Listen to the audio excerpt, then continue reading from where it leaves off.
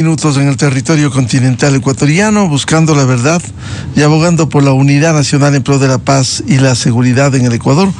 Queremos saludar al economista María Herrera, académica, analista económica.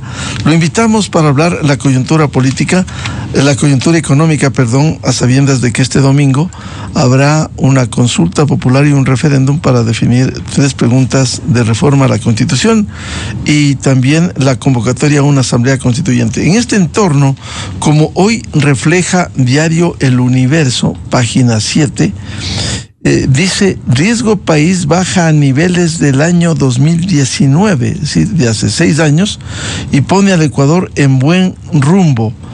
Dice la información que el indicador se redujo el último lunes a 670 puntos, su nivel más bajo en los últimos 6 meses.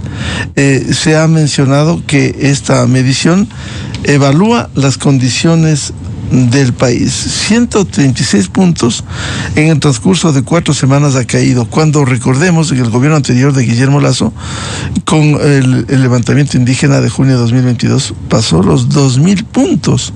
Hoy estamos en el nivel más bajo, 670 puntos. Por cierto, ojalá se llegue a los niveles de Perú y Colombia, que es menos de 200 puntos. Pero en todo caso es un gran avance. Economista María Herrera, para que nos explique qué significado que tiene esto de la caída del riesgo país. ¿Cómo mejora la imagen internacional? ¿Cómo mejoran los mercados y el acceso a créditos o a la emisión de bonos? Buen día. Buen día, Miguel. Buenos días a los escuchas de la radio.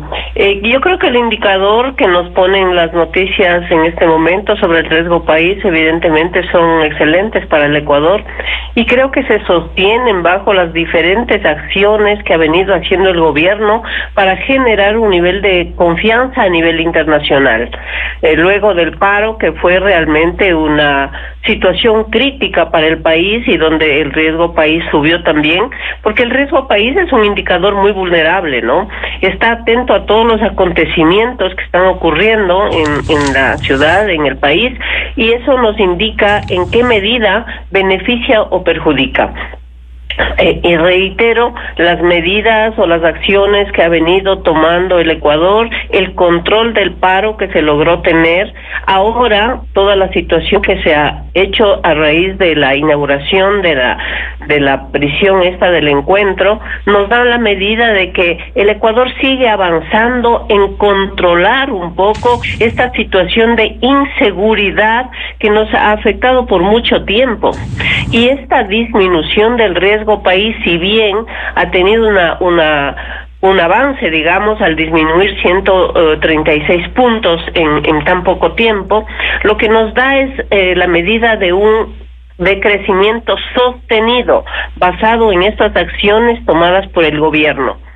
Obviamente eso lo que hace es generar confianza por parte de los inversionistas extranjeros en el Ecuador, y habríamos de esperar que con los resultados de la consulta y del referéndum el día domingo consolidemos más este indicador, de manera que los inversionistas extranjeros tengan la seguridad que va a haber una mayor confianza, que va a haber un mayor control de la inseguridad de todo tipo en el país, y podamos vernos favorecidos con esta disminución, ¿no? Que es lo que nosotros queremos, que es lo que nosotros hemos dicho reiteradamente sobre la falta de inversión que existe en el país. Economista María Herrera, ¿qué debe hacer un país con un alto índice de riesgo país? ¿Qué hizo el caso ecuatoriano para ir reduciendo paulatinamente esta imagen internacional? Bueno, eso es una secuencia de acciones, ¿no? El acercamiento que ha tenido el presidente Noboa con los diferentes países a través de las visitas que ha hecho, recordemos que hace como ya 3 visitas a países asiáticos, a países latinoamericanos, en todo el mundo, aprovechando estas oportunidades. Estuvo por Oriente también haciendo estos acercamientos. Yo creo que eso da la medida de que el Ecuador es un país que quiere avanzar, que quiere ubicarse a niveles internacionales, que quiere hacer contactos comerciales, económicos, de transferencias que nos favorezcan a la economía. Entonces al Ecuador se le ve con presencia internacional. Recordemos que antes no fue así. El acercamiento que nosotros teníamos en épocas del presidente Correa, por ejemplo, fue con economías ideológicamente parecidas. Ahora el mundo sabe que el Ecuador está en apertura, que el Ecuador tiene una política liberal de comercio, y eso es lo que importa en estos momentos, porque nosotros, adicionalmente, el hecho de tener una dolarización implica que nosotros tenemos que atraer dólares. No podemos jugar con la moneda nacional porque no está en nuestras manos, y el atraer dólares solamente depende de las relaciones y vinculaciones que tengamos con el mundo externo y con los diferentes países. Esa es una acción que obviamente ha dado una muestra significativa al país de la posición actual del Ecuador. De otra parte, como indico, está el control que se viene haciendo, que es muy difícil, Miguel y amigos, no es muy fácil, pero ante una situación crítica de violencia, de inseguridad física que hemos vivido aquí en el Ecuador y que aún seguimos viviendo, vemos lo que acaba de suceder, pero como que sí se nota la presencia de un gobierno decidido a controlar esta inseguridad. Repito también, la inauguración de esta cárcel del encuentro de máxima seguridad, donde las condiciones harían que se tome el control o se siga caminando firmemente en tomar este control de seguridad, mejoran significativamente esa imagen. Entonces son acciones que antes eran débiles, que antes no se veían como seguras, y que hoy la gente percibe que hay un efecto inmediato prácticamente. Entonces creo que esas son las cosas. El hecho también de ir a una consulta y un referéndum que de alguna manera plantea medidas estructurales, como por ejemplo la disminución de los asambleístas en una economía que ha estado tomada por la política, en una economía donde los asambleístas han decidido medidas de política económica, a veces simplemente de acuerdo a intereses de grupos, de partidos, etcétera, y donde se pretende cortar esa situación. Creo que son señales seguras que el mundo internacional percibe y que puede favorecernos a nosotros en la medida de que, por ejemplo, el financiamiento que tengamos que hacer a futuro resulte más cómodo, ¿no?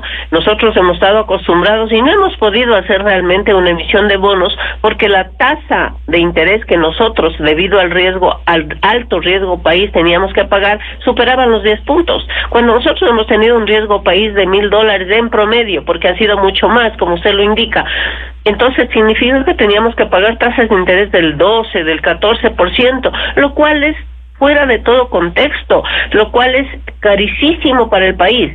Pero cuando estamos hablando de un riesgo país de 670 puntos, estamos pensando ya en una tasa de interés de 6%, que es razonable en los mercados internacionales. Razonable, porque obviamente nosotros ya estamos agotando con los multilaterales que nos pueden dar tasas de interés más bajas.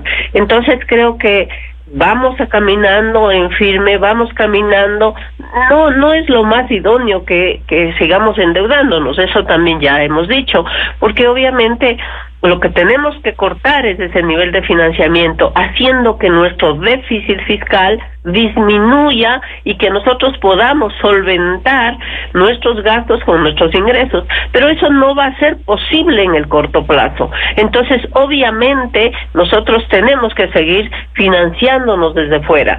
Lo importante es, y sería importantísimo, que el gobierno, a la par de estas acciones, también vaya haciendo estas reformas estructurales en la política fiscal para que siga disminuyendo el endeudamiento. Ahora, ¿en qué posición le deja al Ecuador? ¿Podrá lograrse mayor inversión extranjera con esta imagen que ha mejorado con la caída del riesgo país? Bueno, el gobierno viene teniendo la intención de hacer una emisión de bonos y yo creo que ahí definitivamente nos favorece porque, insisto, la tasa de interés que nosotros paguemos cuando hagamos esa emisión tiene que ser más baja de la que nosotros veníamos haciendo. De hecho, no se ha podido hacer estas emisiones de bonos porque la tasa de interés ha sido demasiado onerosa. Yo creo que con esto podemos hacer una emisión donde la tasa de interés sea favorable para el país. Paralelamente, obviamente, el inversionista extranjero podría ver esta imagen del país más segura, más controlada, con visos de reformas estructurales. Acuérdese, Miguel, que también el Fondo Monetario prácticamente acaba de hacer una tercera revisión y ha encontrado que sí se cumplen ciertas condiciones que le pueden dar a la economía ecuatoriana una mayor transparencia en el manejo de sus cuentas. El hecho de la disminución del subsidio o la eliminación del subsidio al diésel es una medida de este tipo. Sé que socialmente influyó mucho y que todavía hay bastante resistencia, pero lo único que yo puedo decir es que esta medida transparenta el manejo de las cuentas. Un subsidio lo que hace es ponernos unas cuentas que no son reales, porque el Ecuador, el gobierno, tiene que subsidiar un precio que no es el real. Entonces, el hecho de haber quitado el subsidio ya da también un indicador en el sentido de que se están tomando medidas que a la par que fortalezcan la economía, también transparenten esas cuentas. Y lo que importa es una economía transparente para saber efectivamente cuántos son los ingresos que disponemos, cuántos son los gastos que tenemos y cuánto es el déficit real. Y entonces, en esa medida, yo creo que los inversionistas extranjeros que están al día en el comportamiento de las diferentes economías donde les interesa invertir, van a tomar en cuenta esta situación. ¿Por qué? Porque obviamente los inversionistas juegan mucho con el riesgo. A ellos les interesa también conocer estos temas y saber que hay economías donde pueden obviamente invertir con rendimientos mayores a los que podrían hacer en países más seguros, ¿no? Como Europa, como Estados Unidos. Tienen que invertir con cierto riesgo, pero tampoco un riesgo extremo que piensen o que les permita inferir que obviamente van a tener pérdidas seguras. Y en ese caso el Ecuador con este indicador está demostrando, y con los otros que hemos referido, está indicando que va por un camino hacia la estabilización. Bien, muchas gracias como siempre a la economista María Herrera, analista económica y académica, para hablar sobre esta caída sustancial del riesgo país y ojalá siga en esa línea a fin de lograr una mejor posición en el exterior, acceso a créditos, la emisión de bonos en otras condiciones frente al pasado reciente en nuestro país. María, muy amable. A usted, Miguel, un gusto, buen día. Muchas gracias. 7:15 en el territorio continental ecuatoriano.